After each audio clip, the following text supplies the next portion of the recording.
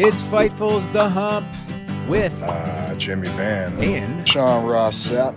Fightful.com. Yeah. What's up, you guys? Welcome to Fightful. It's Sean Ross Sapp. It is October 23rd, 2024. This is The Hump. Today, we are allowing you guys to guide this virtually entire show. We have a couple things that we have in mind to speak about, but your super chats, your humper chats dictate the direction of virtually all of this show. So go over to youtube.com/Fightful or humperchats.com. You can send in a super chat or a humper chat. I know we've got an audience that has really blossomed on Twitter, on X, on Twitch. You can go over to humperchats.com and get those in. And based on, what you send, we will spend just a whole bunch of time on those things. Somebody says, what happened to the hump? What are you talking about? What happened to the hump? What happened to the hump? maybe they mean the bump. The bump? I don't. Maybe. Well, we ain't the people to ask. Well, I guess we kind of are. Exactly. It's Yeah. sort of what I do for a living. So. Well, they got afraid of us, so they knew. They knew that. Yeah, that must be it. Well, that it was. must be it. But guys, please leave a thumbs up on this video. Drop a nice fruit emoji. Let us know that you're here. We would greatly appreciate that. But hey, if you got questions here, like this person, go over, send us a super chat. Send us a humper chat. We would greatly appreciate it. But Jimmy, what are you doing, man? Things are good, Sean Ross Sapp. I know that this is going to be a viewer-driven show today with super chats, but I do want to get your thoughts on something first. Okay. And then after that, we can go into the super chats. Did you see the Piers Morgan Vince McMahon panel? I did see it. Not only did I see it, you know what? I'll see specifically who it was that reached out to me, but they wanted us to cover it. It was pretty clear. Like not pretty clear. They straight up hit me up. They emailed me and then they said, "Yeah, we would love to have you on in the future." But I did watch it. I did. I watched about half of it. Did you? It was something. Yeah. So in case you missed it, you can see it on YouTube. The whole thing is there. Piers Morgan, I think he works now for the BBC or someplace, one of the UK channels. He had former WWE staffers on, including Maven and Jonathan Coachman and the former Charlie Caruso and your old buddy Vince Russo. And then Piers Morgan had a surprise guest, although Maven said he knew. But Piers Morgan had a surprise guest, and it was Phil Mushnick, who's a longtime writer for the New York Post. Now, I know that you and Vince Russo, you guys have had some issues, but I got to say, I loved watching him cut a promo on Phil. That was one of the more entertaining aspects of it. Like, I loved it. So not to be too sugary about Vince Russo, but I mean, I thought that probably up until the point in which Mushnick appeared on the air, I was like, oh, this is like, I remember him telling me the story about like what Vince McMahon said to him and why he left for WCW. And I was like, that is a completely reasonable thing to do, because if a person like Vince McMahon says what he said to Vince Russo, like, oh yeah, here you go, add 2 more hours of not 2 more hours of work, 2 more hours of TV, effectively double your workload for no extra money, and hire a nanny, you already make enough. It shows that he doesn't care about your personal time, doesn't care about your own mental health, doesn't care about your family at all. And I can say, as somebody who works with and for someone that has repeatedly showed me that I have made the right decisions and rewarded me financially and cared about my family, that if I were in that position, I would have done the same shit that Vince Russo did. Absolutely. As far as their back and forth, I'm like, man, Mushnick's lost his fastball, man. He was babbling quite a bit there, but I understand why Vince Russo was like, why didn't you come to the symposium? And Mushnick said, well, the guy that ran it was a guy who helped people cheat the steroids or cheat steroid tests. And I'm like, well, yeah, but if you have the opportunity, you still go there, confront that person too, if that's what you're making your career about. Like, I definitely saw both sides of that, and it was something. Mushnick's background goes further than the steroid symposium when it comes to pro wrestling. So if you saw the Vince McMahon documentary, Netflix documentary, they interviewed Mushnick mainly about Vince McMahon scandals, right? So he talked about the steroid scandal, and he talked about the Mel Phillips ring boy scandal, and he even touched upon the Jimmy Snuka girlfriend death. But here's the thing. In the 90s, for anybody who might be a new wrestling fan or might not know this, in the 90s, Phil Mushnick wrote about wrestling in the New York Post a lot. And he didn't just write about Vince McMahon. He wrote about wrestling. And he seemed to have a vendetta against pro wrestling. And Sean, I went back and I found a few quotes from the New York Post articles that Phil Mushnick wrote. Now, keep in mind, this is from the 90s. I want to read these quotes that he said about pro wrestling. He said wrestling was a systemic phenomenon that has established pornography for children. He called it a drug-infested deviant fest. He said wrestling provides children with the lowest imaginable form of television. He called it porn for kids. And all those quotes that I just read that Phil Mushnick wrote about wrestling, that was just from one article. Yes. 31st, 1999, with the headline Turner Fights Back and Fights Dirty, which is about WCW. Mushnick wrote about wrestling pretty frequently back then. And so you can imagine how many shots he took at the business if he said all of that. Yes. In one article, he came off like a very conservative, easily offended person. And he came off like one of these people that felt like it was WWE's obligation to parent your kids for you. And it was their obligation to child-friendly content. I got a 7-year-old son. And if my 7-year-old son ever came across a porn movie, and he damn sure wouldn't, but if he ever did, whose fault is it? Is it the producers of the porn movie? No, it's me as his dad. And so in the 90s, not just being a wrestling fan, but I had my old wrestling news site back then, knowyournews.com. For those reasons, I did not care at all for Phil Mushnick. I felt like he was on a crusade, not just to take down Vince McMahon, but to kill the business.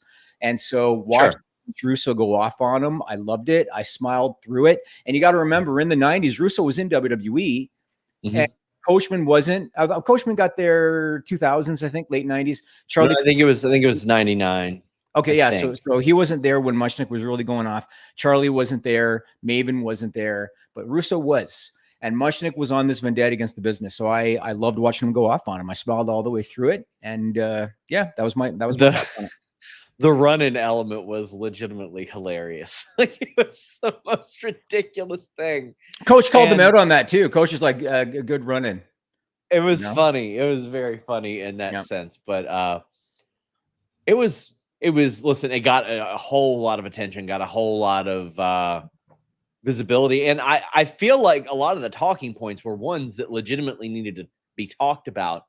And like I said, like when Vince isn't doing the shtick, I feel like he is a very valuable person to have, like his experiences conveyed, because he would say things like, well, there's a reason why a lot of these Vince McMahon and him coexisting with particular women's stories didn't happen when I was there. And that's because he said that he didn't want to be responsible for someone being in a position that they were uncomfortable with Vince McMahon. And I mean, you look at the timeline of where those line up, and that is accurate. But like, these types of things from people who work directly with him are important to hear about. It's important to hear these experiences and how they viewed him, especially with no fear of retribution at this point, because Vince doesn't really have a pull in this. Like, he doesn't really have that. But yeah, it's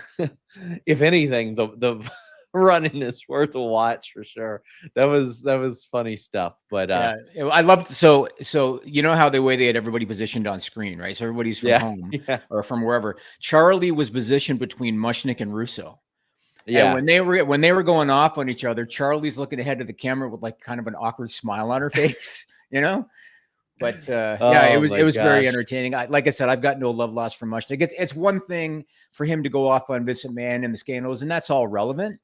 But for him to target wrestling the way that he did, and to make like it was WWE's obligation to parent your children, I just never agreed with it. Never. Yeah, I mean, there was definitely. I mean, everybody's the hero of their own story, and he definitely does play up the things that have aged very well that he went after. Right. But it wasn't just that. He like, when you go back and read a lot of that content, he was going after literally anybody who enjoyed watching it. Yeah, So I'm not a big political guy, but do you remember somebody named Rick Santorum? I do remember Rick Santorum. And yeah. I think he was going to run for president or something. One of the articles that I came across from years ago was Mushnick crapping on Rick Santorum just because he was, I think, involved with WCW at one point in some capacity. Well, and so Mushnick went buddy, off on him for that. buddy, do I got some news? Yep. Just filed. Good afternoon. DeKello Levitt and local counsel filed a major lawsuit today against World Wrestling Entertainment, Vince McMahon, Linda McMahon, and TKO Group Holdings on behalf of 5 survivors of sexual abuse.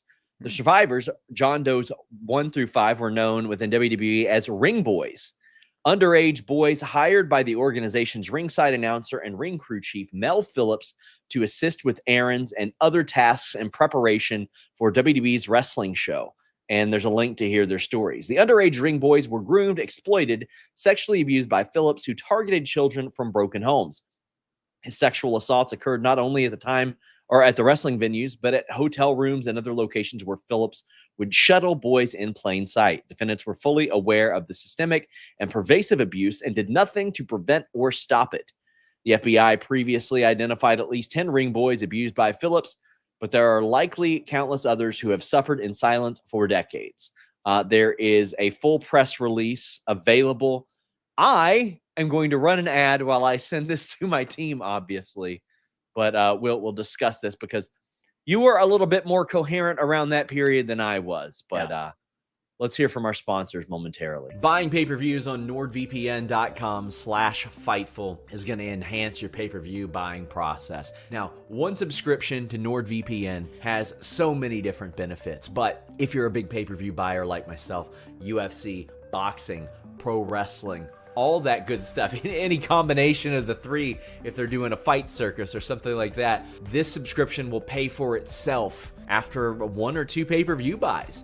Change your virtual location, pay for it at the prices that other people are paying for it in the UK, in Australia, etc., and you can get different interfaces. Maybe you don't like Peacock and you want to check out the WWE network the way that it used to be, the way that it was designed to be, the easy navigation, so on and so forth. Maybe you want to watch AEW without commercials. Maybe there's some other overseas services that you can't subscribe to and you want access to them. NordVPN.com/Fightful gives you that with a great deal and a 30-day money-back guarantee.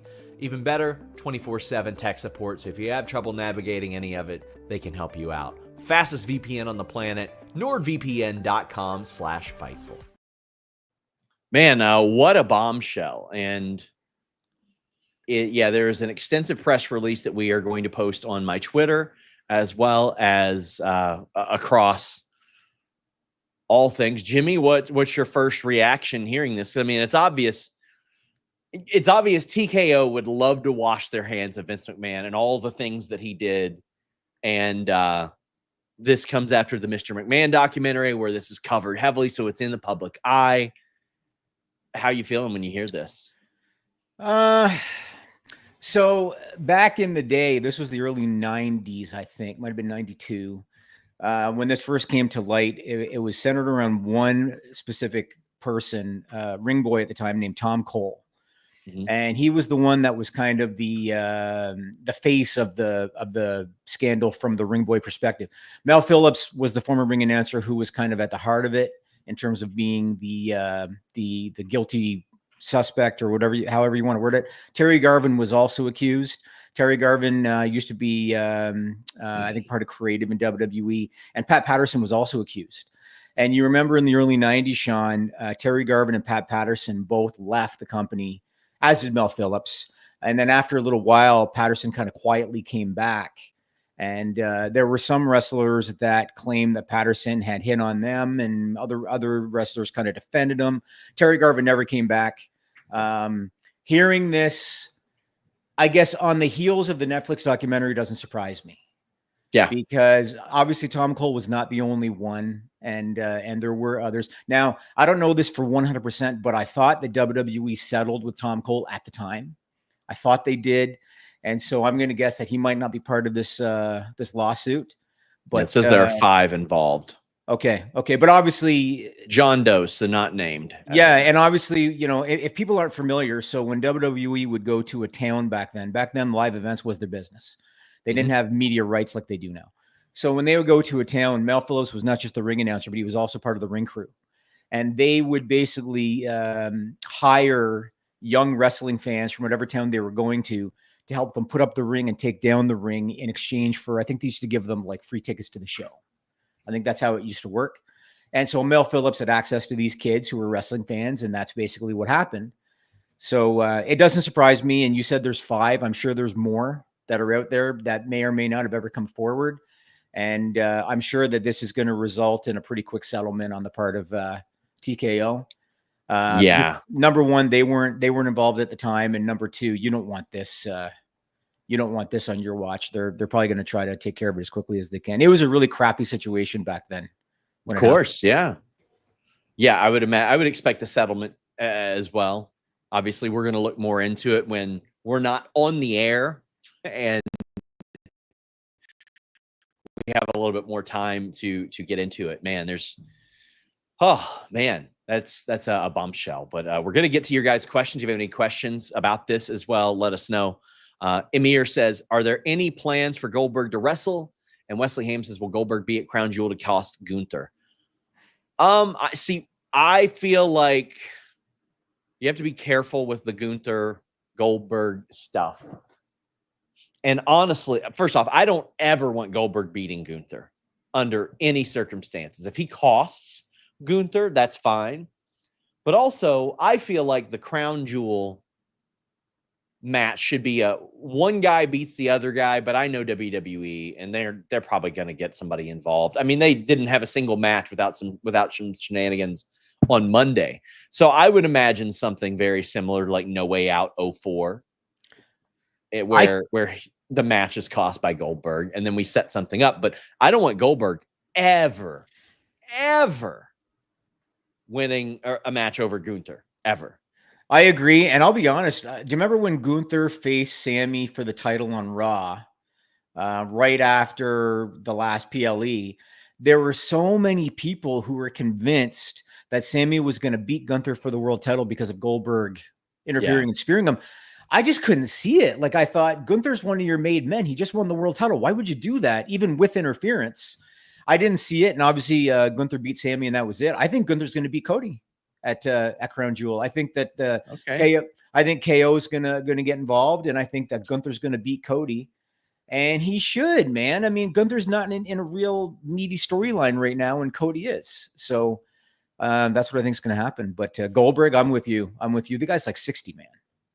Yeah, I'm good for him with him having like the type of send off that he feels like he deserves. I think he contributed enough to the wrestling world, and that's not me trying to like judge how much he contributed, but I think that he contributed so much that he should have an appropriate ending. And he's the type of guy that even if he's 58, 59 or something, he can have his 4 or 5 minute match. Yeah. That's Jay beating Mariah for a title shot. This is from Matthew Hooks of Hooked in Voiceovers, who sponsors our Fightful awards. And if you would like to sponsor them, contact myself, the Fightful account, or Kate. I wish that contenders would be developed by just winning matches against other people, because to me, it really highlights she is not going to win that rematch. And I understand that they're like, okay, well, this justifies it. I also don't want to see champions taking L's all the time, because, I mean, they're a champion. I feel like when you become a champion, you sort of earn the right to not have to compete in as many non-title matches. You are held on a pedestal above, unless that title is something like the TNT title, where it's a defended frequently on TV and open challenges type of thing. I would have liked some other development to become top contender for sure. I feel the same way. I was starting to look at Mariah as a made woman. Like, I was starting to look at her like that, because she beats Tony, like a really quick rise for her, right? And she beats Tony, and she's got all this momentum. I know that Anna Jay, there's been a lot of video and a lot said about her going to Japan and learning new skills and all that stuff. I get it. And Anna Jay looks like a star. Like, don't get me wrong. But I was surprised that they did that. I agree with you. I think that Mariah should be protected. One of AEW's issues, and they got issues, right? One of their issues is their inability to create stars. And this is one of the reasons. Like, Mariah should be protected. I agree. And there's just another one of those booking decisions where there's really no benefit. We got Cool Fool saying, do you think WWE eventually try to restructure their deal with NBC to live stream SmackDown on Peacock along with the USA Network? I think this would be a good idea if they did it, but if they were going to do this, they would have negotiated it into their current deal. Like, I feel like it's probably a thing that they broached, and I'm surprised that it didn't happen along with the USA Network. But I also am okay. I do know their live capabilities because they stream NFL games, so they have the capabilities to do that. And now that that's mentioned, I'm sort of surprised that they didn't already do that, Jimmy. I'm surprised that wasn't made a thing. The only thing I can think of is that it didn't make sense for WWE in terms of the numbers, or whatever their ask is didn't make sense for NBC Universal. Because, like you said, I'm sure. I mean, they've already got the Peacock deal for PLEs, right? So, I'm guessing, just like you said, that it's been broached and that the numbers didn't make sense, because otherwise, why would you? WWE's not going to do it for free, of course, and they're already giving USA Raw for peanuts for 3 months, right? Yeah. So yeah, I'm guessing the numbers probably didn't make sense. D'Lo says, from the Ring Boy scandals or McDonald's quarter pounder being the cause for E. coli today, it's already going off the rails. Hope everyone has a good day. Listen, I have seen the type of quality of beef that McDonald's buys, and it ain't good, guys. Like, it ain't good. So I'm not gonna say too much because I don't want to get sued. I had a girlfriend in high school that worked at McDonald's, and all I'm gonna say is, you've seen the movie Waiting. Yeah. And you remember in the movie Waiting, they had things like, for example, I think they said that the desserts were called grade A desserts or something, but that was just like the brand. Yes. Right. McDonald's has done stuff like that for years. Oh, of course. Decades. Yeah. That's all I'm going to say. Just Mask says, Jericho getting a title shot for losing one. Who let Vince McMahon book this week's Dynamite? Thanks, Jimmy and Sean. Y'all rock. This is, again, an issue that I have is, and I've always had an issue with it, but like losing your way up the card, losing your way into opportunities. I don't like that. It's a reason I fell out of love with the UFC. How many fighters get rewarded for inactivity that sit out for over a year, year and a half, 2 years? Yep. Stipe Miocic is being wedged into a title shot because he did some shit 5-6 years ago. Yeah. Like, it's, instead of just giving us the fight that we all wanted, John Jones and Francis Ngannou, just book for the stuff we want to see, book strong stuff. And if they can't deliver in those individual performances, then move on. I was excited for Jericho to move on from the Hook thing because I thought he was about to start a trios, not get involved in another singles feud. Now, granted, the match at Wrestle Dream was good, but it's like, leave it there. Leave it there. I don't need to see him as ROH champion. Jericho gets a lot of hate these days, doesn't he? Listen, the quality isn't as good. The match at Wrestle Dream was very good, but I want to see, if he's going to be ROH champion, put him on ROH. Have him on ROH, for the love of God. Do you think, you know how years past we would hear things about how wrestlers didn't want to be on B shows, right? You'd hear that sometimes, whether it be WWE or AEW, you would hear that. Brian Danielson talked about it years ago, about how if you were booked for whatever the hell it was, main event, guys would like disappear into catering. You know what I mean? Do you think that people look at it like, well, I don't want to be on Ring of Honor. Ring of Honor has X number of viewers. I want to be on Dynamite, the premiere show. Do you think that's part of it? Yes, I do.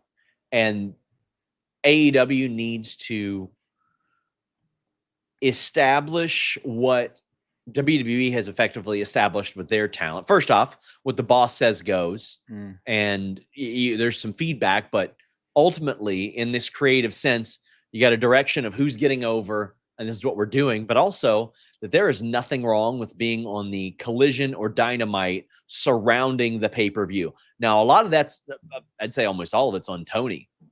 We don't need 14 match shows. Right. It only exhausts your audience. And not only that, the matches you're putting on 0 hour, you could probably put on Rampage and people would be like, yeah, sure. There's nothing like groundbreaking being put on a lot of those 0 hours.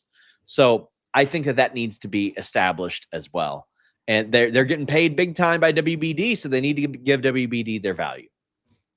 Will NXT do more weekly shows on the road? Yes, I almost guarantee they will. Almost guarantee that they will. I mean, they already announced ECW Arena. Yes, So a couple weeks away. Who would win at Mania if we get Rock, Roman, Cody? Well, it certainly should not be The Rock. The Rock got his win in the tag match last year. He does not need to win again. I agree. If you do Rock, Roman, Cody, honestly, I kind of think Cody should sneak one, and then that leads to Rock and Roman further having a fracture. But who do you think? Trying to think of the way that WWE books and trying to think of how The Rock is all about self-preservation. I would say if not Rock, if not Rock, then Roman. Yeah, I think it'd be Rock. Yeah, if not Rock, then Roman, so that Rock can get the match with Roman that he wanted the whole time. I don't think it will. I don't think it should be The Rock, but I think it would be The Rock. The Sky blew out. I'd love to have video packages of her recovery to get fans ready for her return. It would build sympathy for her as well. Just an idea. Well, this is a good idea for any injured talent. But the question is, when will they be back and will they have any setbacks? So what you don't want to do is use television capital on somebody that you don't have imminent plans for. That being said, they've done that type of thing with like Scorpio Sky and then just dropped it themselves. So yeah, I think it's a good idea. You just have to have an idea of when they're coming back. And that's important because like they kept Adam Cole on TV and they kept Kenny Omega on the road. And then both of them had to leave the road because of the setbacks. What'd you think of, I don't know if I'm pronouncing this right. I've yet to watch NXT. Yeah. Zarya, aka Delta's look. I think she looks incredible. I think she's going to be a star. I think she's going to do really, really well. She has the endorsement of an awful lot of important people, Jimmy. Yeah, kind of like a Mortal Kombat thing. Yeah, I love it. A little bit. And the production values that they're putting into this stuff, man. I understand technology is a lot easier now, but yeah, quite the production that goes into those videos. It's impressive stuff. Couple Humper chats. Brokley says, question for Jimmy. I think AEW deserves all the money they got in the new deal. My question is about the WBD side of things. How do you think WBD justified to their shareholders paying more when the audience is less? Multifaceted answer. So first off, they lost the NBA rights.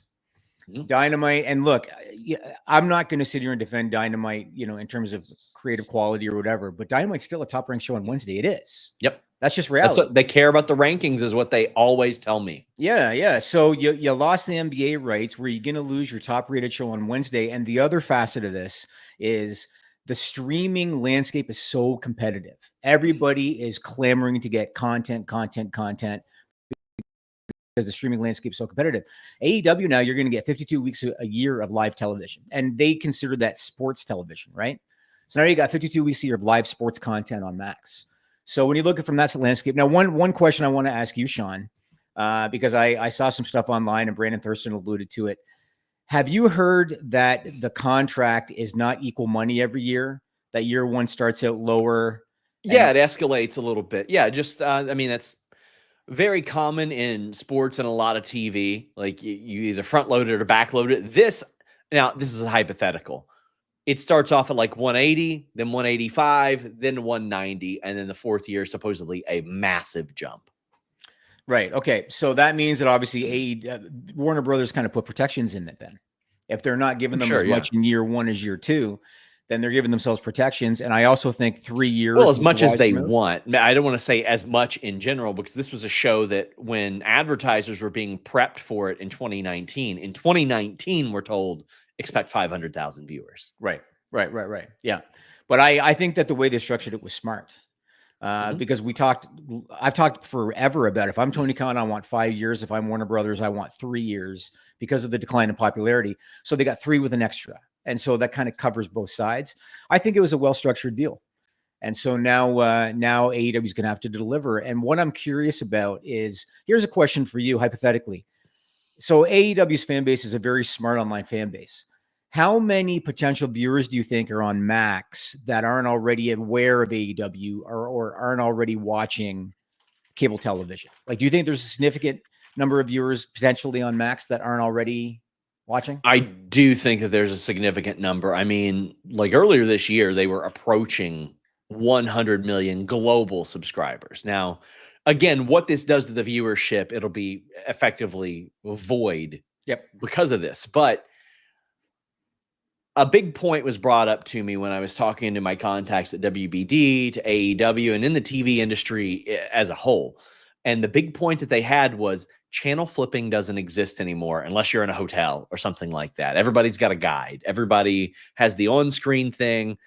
And YouTube TV, literally channel flipping doesn't exist. You have recommendations at the top. What you have are app scrollers now. So you scroll through your Netflix, you scroll through your Peacock, you scroll through your Max to see what's there. You see what's featured on the main page. And I have long said this, if you are AEW and you want a younger demographic, well, you certainly want to be on the same app as Euphoria.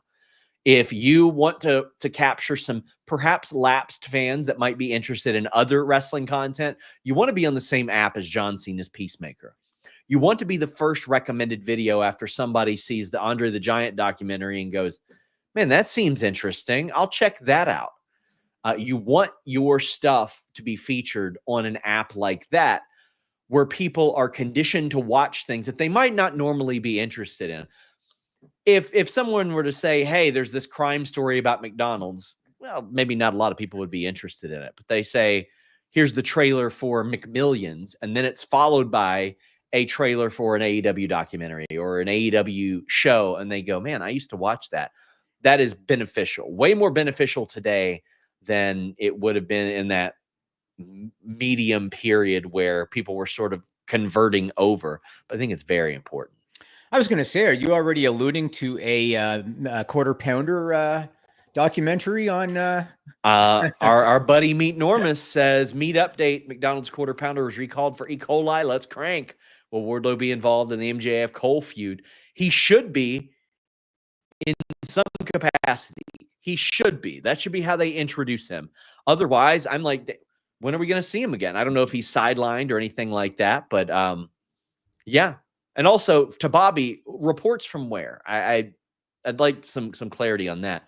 But yeah, I would love to see that. Chob says, is most of the heat coming from AEW and the Lucha Brothers situation on Penta for bragging about going to WWE backstage at AEW? If so, I feel like it would be made sense to extend Penta's contract and let Phoenix go. But business is business, unfortunately. Yes, but they don't have the same abilities to extend Penta that they do with Phoenix. Phoenix missed a lot more time due to injury. It'd be hard to justify that with Penta, but Penta at least left what they believed was a visible, verifiable paper trail of him saying that he was talking to WWE. And also there was some heat on the person that AEW believes was to relay or to interpret their long-term interest in the duo that at least people there felt like didn't do that. And I know that's going to get aggregated, but it's something we had mentioned quite a while back. But you know, the one thing I'll say in defense of Tony Khan with that, because I know that he's gotten heat about that. Sure. I'm a big believer in not establishing precedents in business. And if it's true that the Lucha Bros were negotiating with WWE while their contracts with AEW were still valid, I can understand his point of view. I can understand him wanting to let the locker room know. And I know that some fans aren't going to like me saying this, but I can understand him wanting to let the locker room know if you've got a contract, you have to honor that contract, even though, let's be honest, Sean, you and I both know that when wrestlers' contracts are coming up, they're negotiating with the other promotion. They might not be doing it directly, but it's a little bit, here's the difference, because a lot of people were comparing that to Edge or Jeff Hardy. Right. Jeff Hardy got fired. Right. Edge had negotiated with WWE and was on his way out. Like, if you guys want to talk about something else, like a different name, like, well, by all means do it. But we're talking about people that are on their way out of the company or negotiating after they've been fired or something like that. That is categorically different. If you guys want to look at Dustin Rhodes or Shawn Spears, the first time that they went from WWE to AEW, to me, it was abundantly clear they knew what they were doing. They knew that they were leaving. Like, Jon Moxley knew that he was leaving to go to AEW. Like, it was pretty evident there. Those are the comparisons that I think fit a lot more than that. But Jimmy, sometimes you have to bet on yourself, and BetOnline.ag is the official betting partner of Fightful. 100% of the time when you get the odds from Fightful, they are coming from BetOnline.ag. And it's not just wrestling, it's not just MMA and boxing. It's football, it's basketball, baseball, hockey. They have the earliest lines. You can bet big with the high limits and rebet functionality. They have the fastest payouts with winnings paid in minutes and the industry's best bonuses on every qualifying deposit. They've been trusted for 25 plus years. It's not some fly-by-night company. BetOnline AG has been there. They've done that. In addition, they're trusted by millions. They've got VIP rewards programs and a ton of popular games. BetOnline.ag, that's where I go to make my bets. That's where I suggest you go to, my friends. Please just bet what you can and bet responsibly. BetOnline AG, they're going to have odds up for Bound for Glory, I'm told, as well as Halloween Havoc. So you guys can check that out. We did have a few underdog picks. It's the first underdog lock picks that we've had in honestly quite some time for Wrestle Dream. We had Danielson retiring. We had MJF as first to appear. We had a lot of cool stuff over there. And speaking of, Emir says, have you heard of any opponents for John Cena's retirement tour? I haven't, but right now we have some betting odds for who will induct John Cena in the Hall of Fame. Right now, Kurt Angle is a top betting odd, but he's still an underdog. There is no favorite there. There's there's a bunch of them if you guys want to put some money down, which is an interesting question. Interesting question. Everybody wants it. Yeah. Everybody. And if you're a young up-and-comer in WWE and you are not pushing as hard as you can for match with John Cena, then you might be in the wrong business. Yeah. Because that is the match you want. If it doesn't matter who you are on the card, that's the match that you want. And it's going to be interesting because, Cena's going to want to work with so many people that he's never been able to work with. So, and I bet you we get Cena Punk one more time. I bet you we get Cena Randy Orton one more time. So it's going to be a fun. I think John Cena should win the Royal Rumble and beat Gunther at WrestleMania to win his record-breaking title. I really do. And I'm not a John Cena guy, but let me tell you about a super chat that very rarely can people pitch a Goldberg idea to me, him win, and me think, well, that's a great idea. Ryan says, do you think Goldberg is Dom's opponent next week? I think that's a brilliant idea. I think that's a great idea. Put some heat on Dominic. It is a quick match. Spear, jackhammer. It'll get a great pop. It would. Dominic Mysterio would sell the fear of Goldberg. Few people would make you think that Goldberg is in his prime more than Dominic Mysterio. Ryan, I think this is a phenomenal idea. That's interesting. I love that. I think it's going to be Drew McIntyre. But you know what? Let's do a little an online thing and try to get viral going about Goldberg. Let's get Goldberg and Dominic Mysterio. That would be interesting. I love that idea. BL says, did Jimmy do enough with his options from last week that his this Fightful staff Christmas party will be its biggest? Usually the way that we do that is basically we will get super chats, humper chats, divide them among the staff that doesn't include me. Last year we had a little bit of sponsor help, which was very generous of them because when you finally become successful, it's not as easy to say, hey, crowdfund staff bonuses. When we're losing money, it's real easy to say that. But how'd you do on your options last week, Jimmy? Last week I did well. While we were doing the podcast today, I stopped out on one, so that didn't go so well. But last week I did well. And anybody who is new to the market, honor stop loss. Honor it. Go. It's always been my biggest issue as a trader. And honor stop loss, very important. We've got a few that are related to career stuff, and I think we can kind of tie this all in, but we'll get to this one first. Chris, wonderful, says, hey guys, longtime viewer. It's my first time writing in. Always love the show. No question. Just wanted to show my support. Keep up the great work. Thank you. We are kind of you. Almost exclusively audience funded between subscriptions and all that. So, sponsors are the only other bit, because I know a lot of people say, well, what about clicks and ad? No. Clicks don't pay us a damn thing. Not a thing. This ain't 1999. So this is very important to us. Thank you so much. But BL says, Sean, how did you decide to do this full time? And if you told your family this is going to be your career, did you have the support or get backlash? And Evan says, I'm already doing work in journalism, but I want to break into wrestling journalism on a part-time basis. Any advice? I could go on forever about this. I'll abbreviate it, but what I'll encourage you guys to do, I've done a few interviews. I did one with Xenia. I did one with Tom Campbell. I've done one with Chris Van Vliet.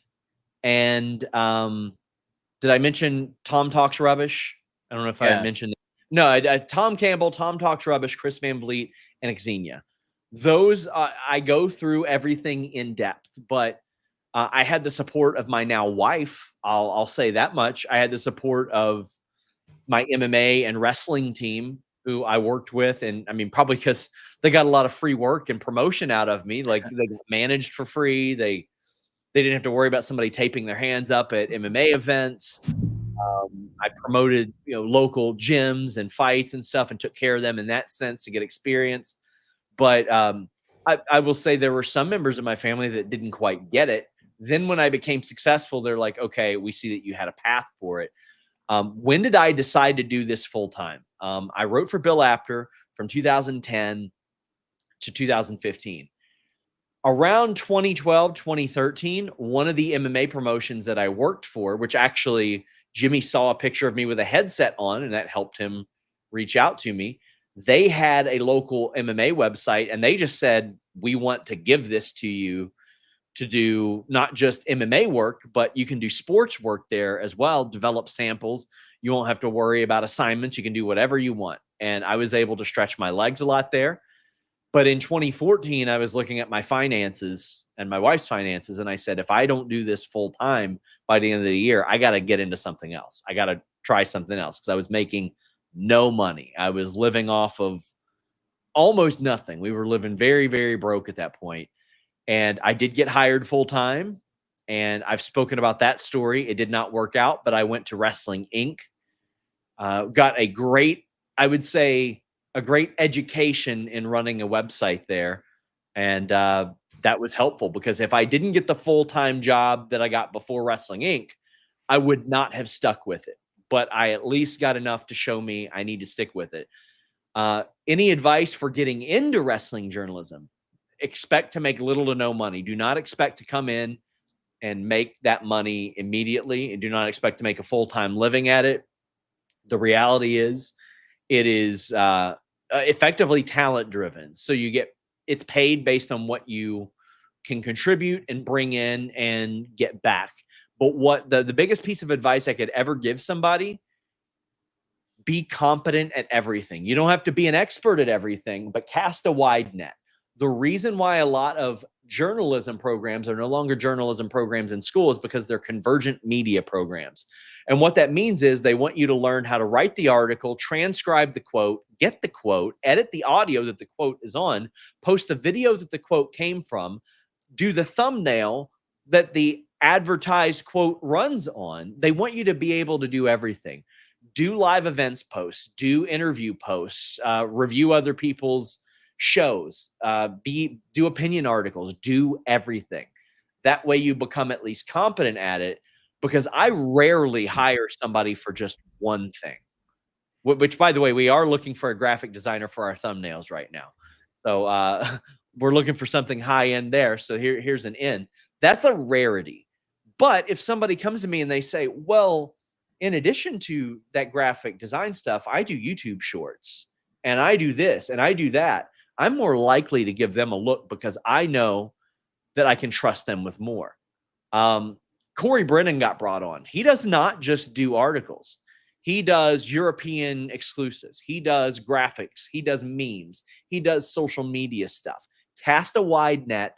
Be as versatile as possible. There are zero things, or I'll say this, outside of Melissa and Shandy and the team that Jimmy has employed, there is not a person that works at Fightful that does a job that I haven't done in the past. And even mainstream journalists now, you know, when you see like a local report and then, they're on the scene and they're interviewing people and then you got the voiceover, they do all of that themselves too now. They're Yes. doing the quotes and they're doing the video editing, and yeah, that is basically almost a requirement now in the And field. I want to address this because it's something that's come up an awful lot. Do aggregators consider themselves a journalist? I got my start aggregating, and it is very important to media to do that. Now, what I don't expect, having been an aggregator in the past, is like some residuals or something like that from the money they make off of that. Aggregation is important, but there's an element of aggregation I have respect for and an element that I don't. If you are a website aggregating something, or you're an account that provides opportunities to other people, I'll give you a good example. Wrestle Purists. I don't always like it when they do it, but what I see them doing is creating a network of especially young names that are trying to establish themselves and want to do the work right. And they didn't start off like that. They developed a website. They developed a YouTube. Then I see other accounts that have just grown in popularity because, honestly, media has been dumbed down an awful lot. And sometimes that's just the specifics of convenience.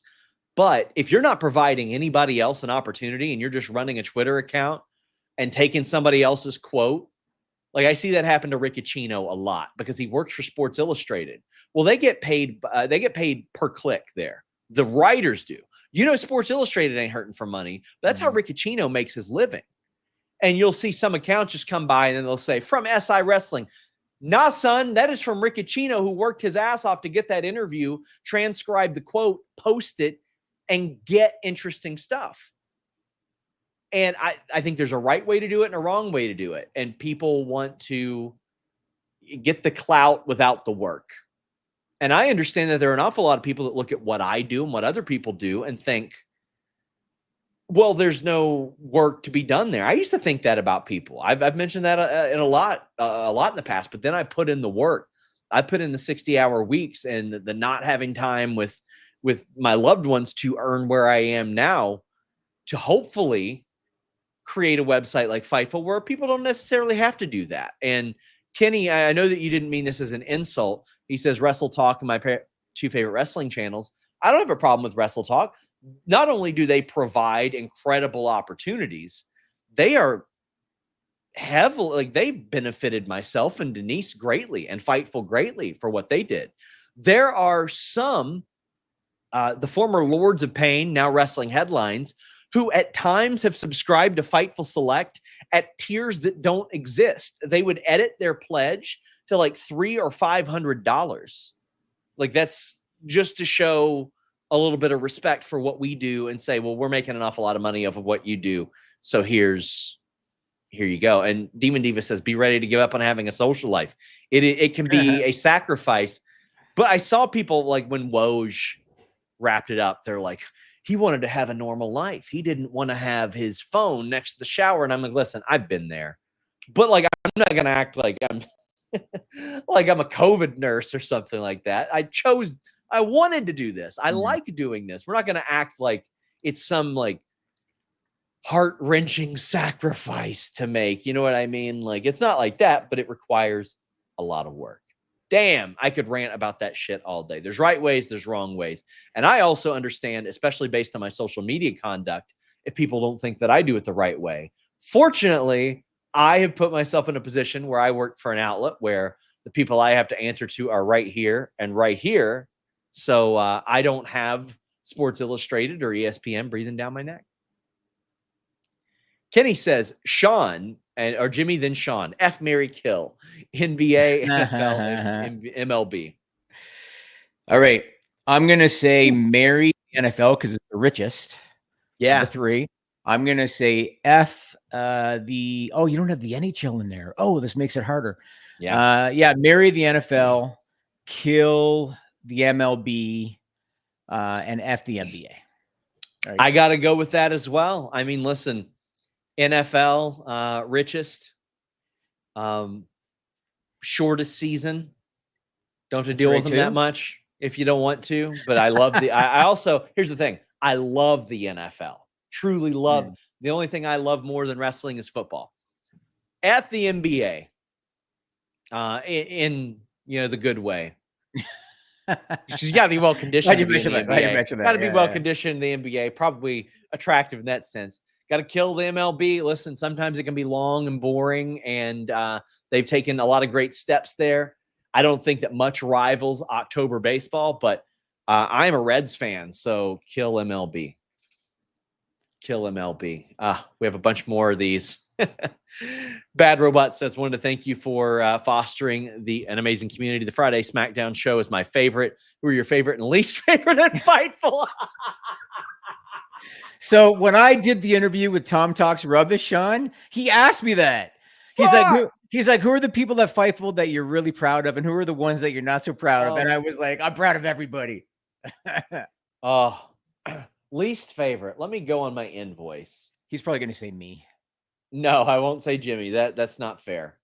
Let's go on our invoices thing. Listen, I'll tell you a person I'm very sentimental about, Kyler, who, when I did not want to run the Fightful Twitter account anymore in late 2016, he was just like, hey, man, can I have a job? I was like, what do you have experience in? And he's like, not a lot. And we gave him the social media thing, and he organically made it one of the biggest in wrestling. So a sentimental favorite right there, and somebody I'm always happy with. There you go. Let's see. Least favorite. Who gives me the most headaches? Damn. You're going to actually say this publicly. Yeah, I'll say it publicly. Let's see here. As I'm scrolling up and down. Kate can take a joke, so maybe just name Kate because she can take a joke. I won't name Kate. I might have quit if Kate didn't work here, Jimmy. Not because of you, because I was going through a mental collapse. I got to go with the very, very obvious one. Jeremy Lambert. Okay, I thought you were going to say him for No, I absolutely will not name somebody that's my least favorite. Sorry. I love everybody I worked for. It was seriously difficult. Grapsody Discord. I don't know anything about a Grapsody Discord. I'm sorry. Somebody said Denise. Denise would have been a good one for shits and giggles as well. Denise. Let me just say this. Denise is as ride or die if you are good to her as anybody.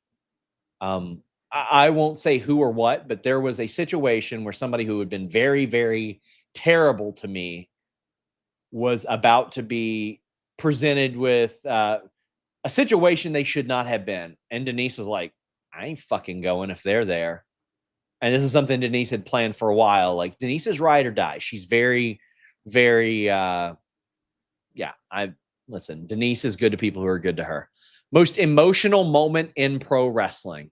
For a while, I would have said the Ric Flair retirement, but It's an easy one for me. What's that?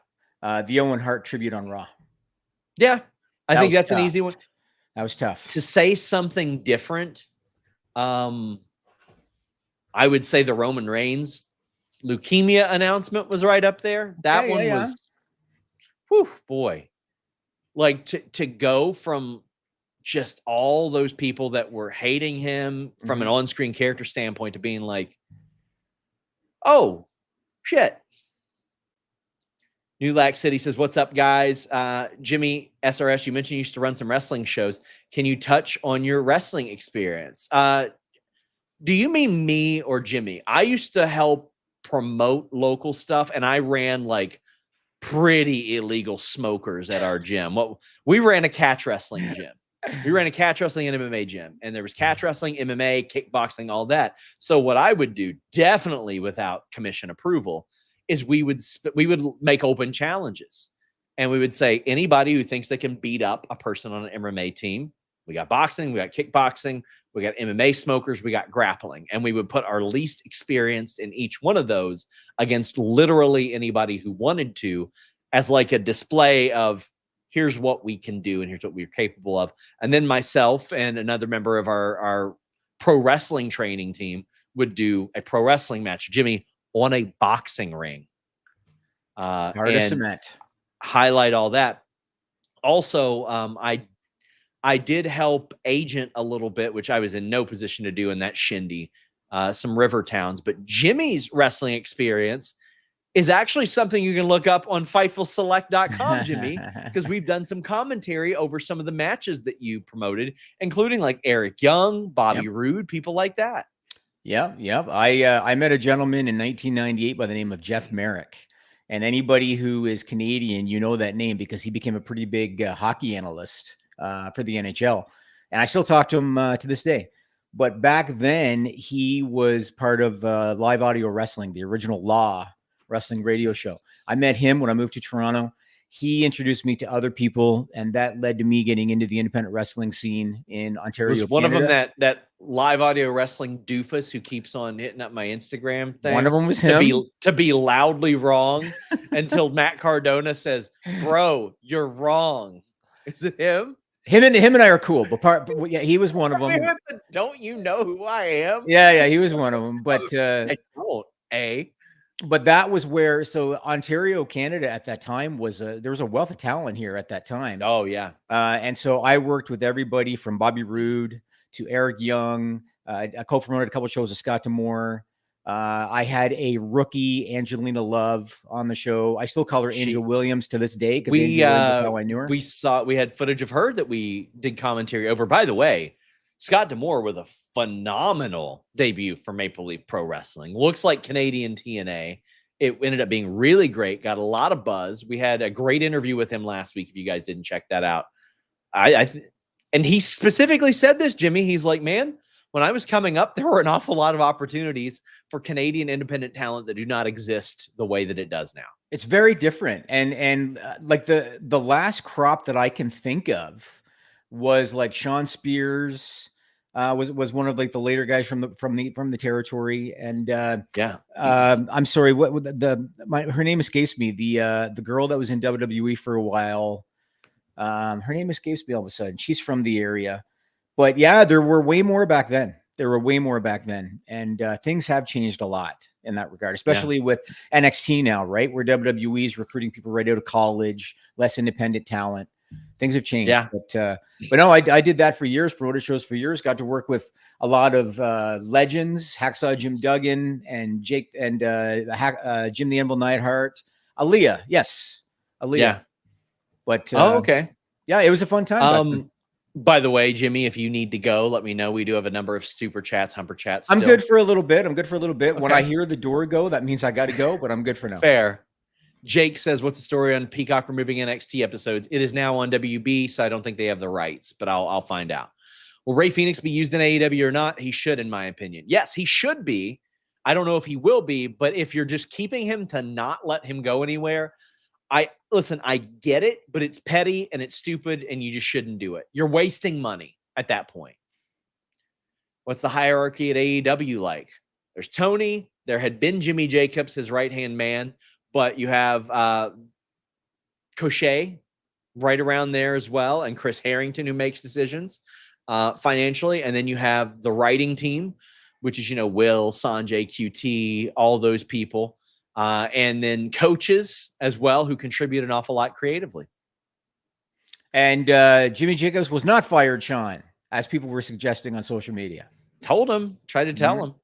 Mr. CJ Lilly says, hey, guys, with the why. Okay, hold on. Let me read this again. I think it means just thought. Yeah. With the Wyatt 6 versus Final Testament happening. Yeah, please don't write shorthand, guys.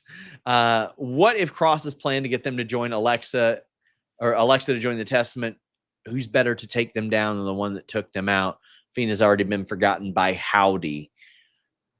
I would like an Alexa integration, and see, Mr. CJ Lilly, thank you so much for that. I know that he's always asking about Alexa. I had heard that the earliest she would be back was fall, and I didn't report when I heard that they might have creative stuff for her because that time has already come and passed, so I'm glad that I didn't. But I feel like we got to be looking at maybe pretty soon her coming back. It's been almost 2 years. I've seen video of her training. There's been some video of her training. And I like that idea. Like I like the idea of maybe her taking them down, or maybe they've got to prove themselves to her in some sense. And I think that would be very, very cool for them to do. The White Six needs direction. They've been kind of yeah. Go ahead, sorry. I've been saying they've No, been go floating ahead. around. They've been floating around aimlessly. I mean, they did the thing with Chad Gable and his Well, group. they haven't been floating around. They've been off the show. Well, okay, Sure. yeah, and then Karrion Kross's group. I've said this so many That's times. floating around aimlessly. Yeah, buddy. when you keep losing, nobody cares about you. You know what I mean? AOP getting pinned with roll-up pins. My God. Right. Yeah, that group has pretty much been dead from the time they put them together. We've got Bobby saying, "Are reports true that Nick Khan thinks very highly of Bruce Pritchard? Does Bruce share the same opinion and value backstage in the same vein amongst Paul Heyman as of talent?" I don't think the same as Paul Heyman, but if Nick didn't think well of Bruce Pritchard would not be there right now. Bruce Pritchard would have been long gone. He would have been a very easy one for them to fire and say, well, too many ties to Vince McMahon, too much of a Vince guy, might be pushing Vince's ideas through. But I think it's abundantly clear that Nick Khan at least has to have some regard towards Bruce, Jimmy. I'm sure. I mean, Bruce, you know, he does bring a lot to the table. He's got decades of experience doing what he's doing and working with talent. And I'm sure because he's on the creative end, Hunter, I'm sure, has input too, right? Like do you think that if Nick Khan went to Hunter and said, I want to cut Bruce, do you think that Hunter has enough clout to say, no, I don't want to? Yeah, I possibly. Yeah, I believe so. We've got Jake from Windy City saying, Jimmy, since you're in Canada, are you going to miss the original WWE network when everything moves to Peacock? Not one bit. So in Canada, I get it on Netflix coming in January. I get everything on Netflix coming in January, and apparently the library as well. So no, I'm not going to miss the network one bit. Do you think Vikingo goes to WWE? I think they should make him an offer to go to WWE. I think he would do great in NXT. Yeah, he needs work. He needs work. What do you mean? Vikingo? Yeah. Wow. I'm not a huge fan of high spots for the sake of high spots. Sure. Some of the stuff he takes way too long to set up. I'm not a huge fan of it. But I mean that's a common Lucha problem that usually gets rectified in NXT. That's what I was going to say. NXT, I think, would fix all that. Yes. I do remember one time I saw Bandito set up someone for the Del Rio spot that I hate, where they're sitting on the ropes and they're holding the top rope. Yes. He ran across the ring, ran back, went to the outside, then did a springboard 450. Okay. When does Nakamura's contract expire? If we have that information, it's under our resources section on Fightful. Where do I see Mike Bailey, Josh Alexander, or Jordan going? Mike Bailey, if he doesn't go to AEW, I could see him working a more expansive indie schedule. I think WWE probably should bring him into NXT, though. I really think that he would fit great there and wow some people. I like Josh a lot, obviously. And Josh is not only is he a great wrestler, but he's a good guy too. And Jordan Grace, we put her over all the time. She looks like a megastar. She just looks like a star. But she's punching her own ticket, eh, Sean? Yeah. Oh, yeah. And Josh Alexander, it's clear that they had at least some affinity for him in AEW, at least a little bit of it. But yeah, a lot of people are not happy. It's my opinion. It's my opinion. So you can hate me for it. I don't care one bit. You mark. Crispy says, by the way, guys, you're not going to get us with gotcha questions. You're wasting your super chat if you're trying to force us into an answer on something that I don't feel comfortable answering. Crispy says, can we get more Fightful shows with you, Sean and Alex? Hey, I said you're not going to get me with any more gotcha stuff. I said no. Alex and I have such a different review style. I know that the chemistry and humor might work, but also I got to make sure that reviews are fair and stuff like that. I wouldn't mind appearing on more shows with him. I do run-ins on his select stuff and NXT stuff all the time. I love Alex, along with Jimmy. Me, him, and Alex are the only day one Fightful people still here. So always partial there. But yeah, I'm sure we can do something in the future together. I love Alex. I love working with him. Any surprises for the TNA Gauntlet Saturday that you know of, SRS? It's in Michigan, so my guess is RVD and Jimmy Jacobs. I would almost expect Jimmy Jacobs to some capacity. RVD would be a nice one as well. Well, first off, I expect surprises at every TNA taping at this point, just because they have sort of the revolving door. Anybody that you think of? Not really. It seems like the WWE thing's been downplayed a little lately, a little bit. Otherwise, I would pick some people from WWE or NXT, I should say. But yeah, nobody really comes to mind. Get your super chats, get your Humper chats in. We would greatly appreciate that as we are wrapping it up. New Lac City says, and as an avid hater of people like Charlie Russo and Coachman for many reasons, I have to take Russo's side on that one. As a New York guy, I've seen Mushnick's stick for decades. The man hates everything, has a vendetta against wrestling, hip hop, and pop culture. Yeah. And listen, I understood Mushnick's point that the person who ran the symposium was a steroid sheet, allegedly. But if that's the thing, and you're presented the opportunity to ask that person questions, go confront them. Go ask that question, especially if that is what he does, is the gotcha journalism thing. That's what his thing is, and that's what he leans into. So why not jump on that possibility? And something else about Mushnick, because it just popped in my head. That same article I talked about, October 31st, 1999, he didn't mention Russo by name, but he mentioned writers jumping from WWE to WCW. So obviously Russo was one of them. Referred to them as porn writers. That's what Mushnick called them, porn writers. Yeah. Any further developments on AJ Styles? So I want to further my point on this. So what I was told is there was supposed to be an injury angle that night, but at least according to who he's telling and who WWE is at least claiming to, they all claim it's legit. There was just so much that didn't pass the smell test, and this is in all due respect to his physical health. But the segment ending on time, them having LA Knight ready, them going to the finish, keeping the camera on him, them filming him hobbling out, them having a trainer segment set up backstage, them filming him walking out of the venue and then airing it on SmackDown Lowdown, having Jackie Redmond break injury news on Twitter, which she never does, the specifics, and then having AJ answer it like, everything happens for a reason. I was like, a lot didn't pass the smell test, and I hope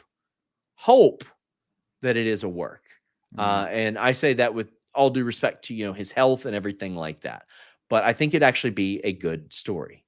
But damn, Jimmy, anything else you got before we go? Yeah, I want to bid farewell and good luck to Samantha Urban. Yeah, as do I. It's not often that a talent leaves a company and I get bummed out about it. That doesn't happen very often. Monday, when I saw her post that she was leaving WWE, I was pretty bummed about it, man. Because Samantha Urban was like a ray of sunshine on WWE Raw. I loved her genuine enthusiasm and her genuine emotion and her reactions to match finishes. She was one of the best to ever do it.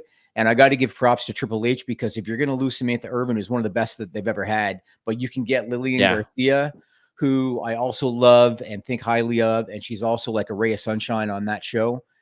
Not a bad consolation prize if you can get Lillian Garcia. And can you believe Lillian is like over 55? She's 58, man. Like mind-boggling. She looks incredible. She hasn't aged in 20 years. So also, James says, any interest from WWE, AEW, and thank you. Sorry to interrupt you. Not that I've heard of, but also lots of talk about the Carlito thing. I can't confirm EO and Kyrie's reaction. People in WWE claim to me it was unscripted. Here, I extended my feelings on it, but I do want to expand a little bit. Like, why is there no middle ground? Like, the people that I see in my replies, there's a very small middle ground. I want to say like a 5-10% middle ground, because one extreme is this is incredibly racist and a lot of people saying he should be fired. I don't think he should be fired. And the other end, just these mind-numbingly stupid people that say snowflake pussy idiots. I'm like, why is there no attempt to educate or be educated? And then when a person like DS from Ring the Bell or Kevin Koo, who have experienced this type of thing share why it bothered them, you get a whole bunch of people saying like, oh, this is why we can't enjoy anything anymore. And I'm like, what are you talking about? What are you talking? I'll give you a good example, Jimmy. We mentioned the movie Waiting. I watched that and Team America World Police recently. And I used to think they were the funniest things. And I wasn't offended by anything that was said in those. I was just like, this isn't as funny as I remembered it, because I got older, got a little bit more sophisticated. I'm not going to act like it's like I'm the most sophisticated person, but your taste change and all that stuff. Yeah.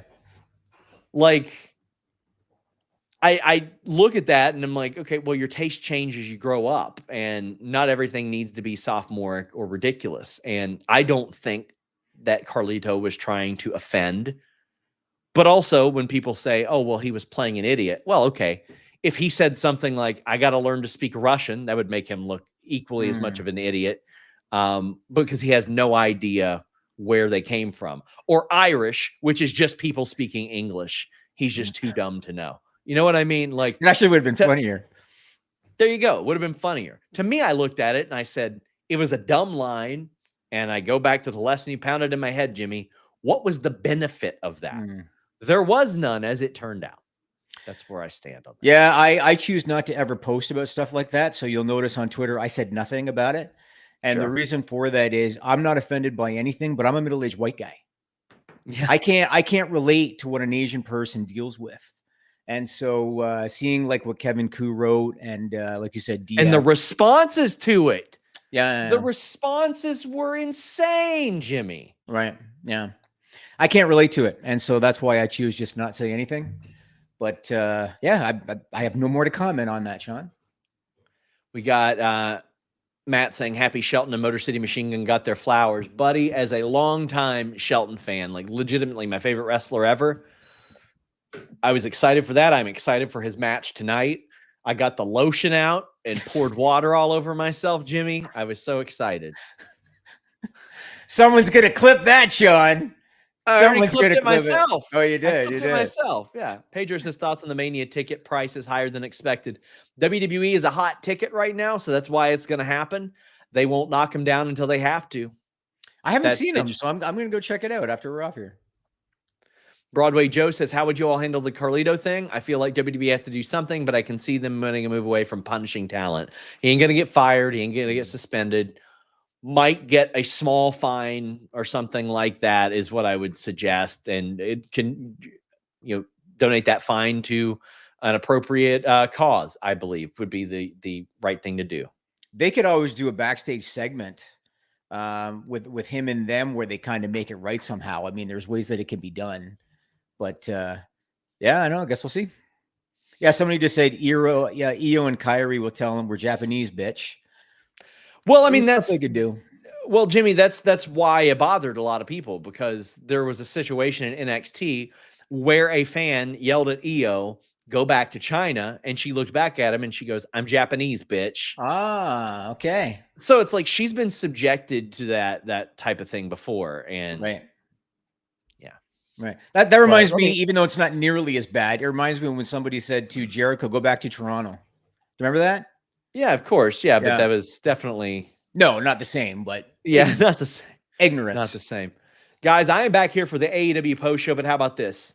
Some AEW TV deal, Shockwave updates coming to FightfulSelect.com for subscribers. I didn't plug Fightful Select, I don't think, one time this show. $5 a month, $54 a year. You get a bunch of podcasts. You get access to our Discord. Check it out. We will have more on that shortly. Until next time, guys, we're out.